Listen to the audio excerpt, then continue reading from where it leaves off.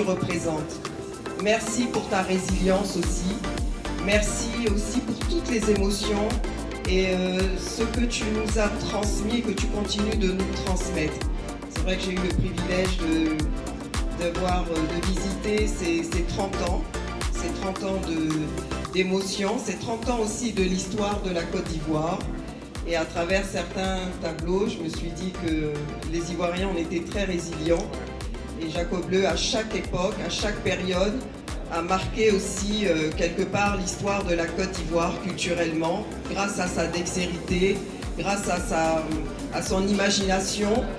Il nous démontre aussi qu'on ne doit pas oublier le passé, mais qu'on doit aussi, et comme la Côte d'Ivoire, se transformer, donner à chaque fois ce qu'il y a de meilleur. Et c'est ce que l'on voit aujourd'hui à travers cet itinéraire de 30 ans, où on a vécu effectivement des crises, des larmes, mais on a su aussi se réveiller, on a su aussi se transformer, on a su aussi, et grâce à toi, montrer aussi toute la diversité aussi de la culture, parce que là j'ai découvert Jacob Bleu, peintre, mais aussi photographe. Tu nous offres aujourd'hui à Abidjan ce magnifique espace d'expression dans lequel on pourra venir se régaler, dans lequel on pourra venir se reposer, dans lequel on devra venir se ressourcer parce qu'on en aura besoin. On a envie d'être là tous les jours, de dire encore une fois merci et surtout d'avoir la force et la santé pour continuer d'écrire l'histoire de la Côte d'Ivoire pendant au moins encore 30 ans. Je te remercie. Merci. Merci beaucoup.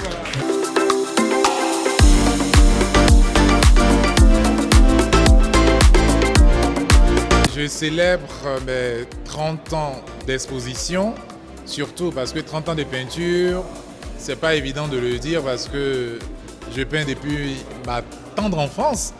Donc c'est beaucoup plus en termes d'exposition, donc le côté professionnel. Avec l'art, on a beaucoup d'ouverture. Voilà, c'est ce qui est assez important. Parce que lorsqu'on sort de l'école et qu'assez rapidement, on se retrouve propulsé à l'international, sur des scènes internationales, participer à des expositions et à des activités assez importantes.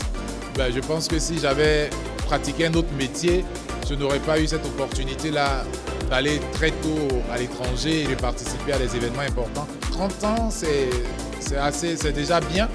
Et donc je me suis dit, après 30 ans quand même, il faut marquer le coup. Et pour marquer ce coup-là, j'ai voulu mettre en place un espace culturel, artistique que j'ai dénommé Jacob Bleu Art Gallery.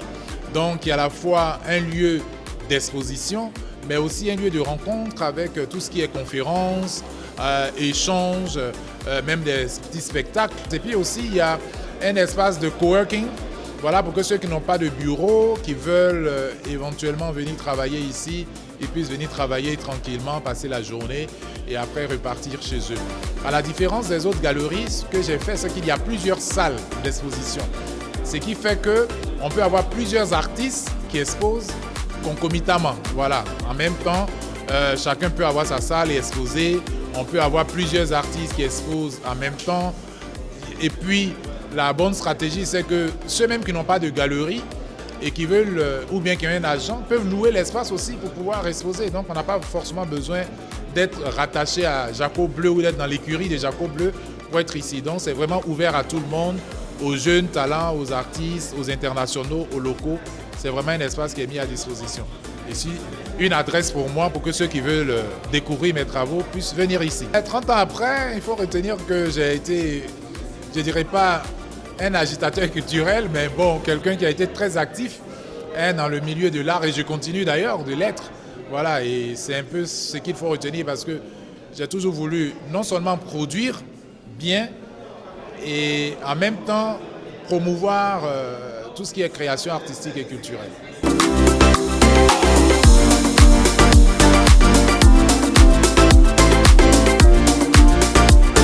C'est une très belle galerie, 30 ans de carrière. On l'a connue dans d'autres endroits et je trouve que c'est très bien fait. Je découvre, les œuvres sont magnifiques mais on les connaissait, je ne connaissais pas le lieu. Et donc les œuvres plus le lieu, tout ça, ça fera quelque chose de très beau. Et c'est bien parce que c'est une pierre de plus sur la scène artistique d'Abidjan. Donc merci à Jaco Bleu et bravo à Jaco Bleu. Et puis merci à la ministre de nous faire l'honneur d'être là aujourd'hui. Vous savez, il y a des artistes qui peignent le monde et il y en a d'autres qui réinventent le monde. Et Jaco Bleu fait partie de cette seconde catégorie, ceux qui réinventent le monde. L'UNESCO et Jaco Bleu, c'est depuis très longtemps. Moi, je suis arrivé ici il y a à peu près 3 ans et d'entrée, je l'ai connu parce qu'on a pu monter des expositions à l'international, notamment en France, au musée Beaubourg, où il a aussi participé au niveau de la semaine africaine au niveau de l'UNESCO à Paris. Et Jaco Bleu, quand on pense à la Côte d'Ivoire tout de suite en termes d'art, il y a un nom qui vient d'abord, donc c'est Jaco Bleu. Après, il y a d'autres noms qui suivent. Aujourd'hui, l'UNESCO qui promeut la culture comme élément pour bâtir la paix. Donc l'UNESCO, vous savez, c'est l'Organisation des Nations Unies pour l'éducation, la science et la culture. Mais le côté de la culture qui est le plus connu, c'est tout ce qui est patrimoine mondial, patrimoine culturel. Mais il y a aussi les artistes, leurs droits, leur profession et le travail important qu'ils font pour rapprocher les peuples et les ethnies. Alors moi déjà, je suis Jaco Bleu depuis qu'il était au Basquiat, donc à la Riviera 2, j'étais déjà allé là-bas, quand il y avait le collectif du slam, je me rappelle, donc pour moi ça me fait plaisir parce que j'ai quand même vécu certaines étapes de sa carrière et c'est un artiste de talent qui a réussi à imposer son style unique et je suis contente d'être là aujourd'hui, de pouvoir partager cet événement et cette consécration et cette achievement, comme on dit en anglais, avec lui et je lui souhaite beaucoup de réussite. Il est déjà positionné comme un artiste reconnu et sa volonté de vouloir partager l'affiche avec des artistes moins connus, je pense que c'est beaucoup de générosité que Jacob montre comme d'habitude, comme au Basquiat. Et je pense qu'il faut, comme l'a dit son collectionneur, toujours le marketing et surtout éduquer les personnes à collectionner l'art africain et à comprendre que l'art est aussi un investissement.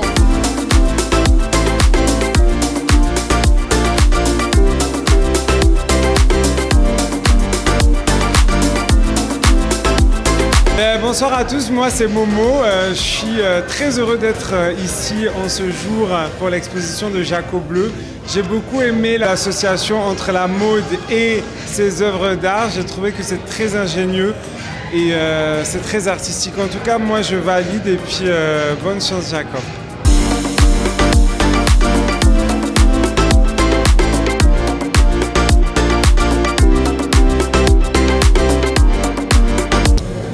Jaco Bleu est aujourd'hui une écriture. C'est un nom avec lequel il faut compter quand on parle de l'art contemporain africain. Je dis africain parce qu'il n'est pas seulement ivoirien, il est africain. Et c'est une fierté pour moi. Et ce que nous découvrons aujourd'hui, pour moi, c'est une sorte de couronnement.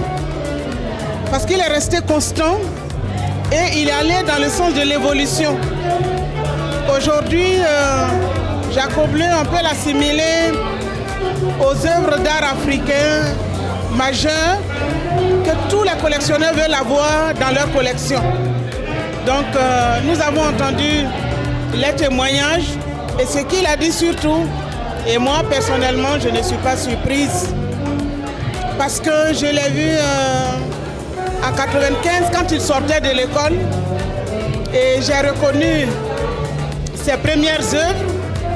Et j'ai vu aussi après l'évolution, et vraiment je pense qu'il n'a pas démérité, il est vraiment un grand nom dans l'art contemporain. 30 ans, une galerie, c'est un accomplissement.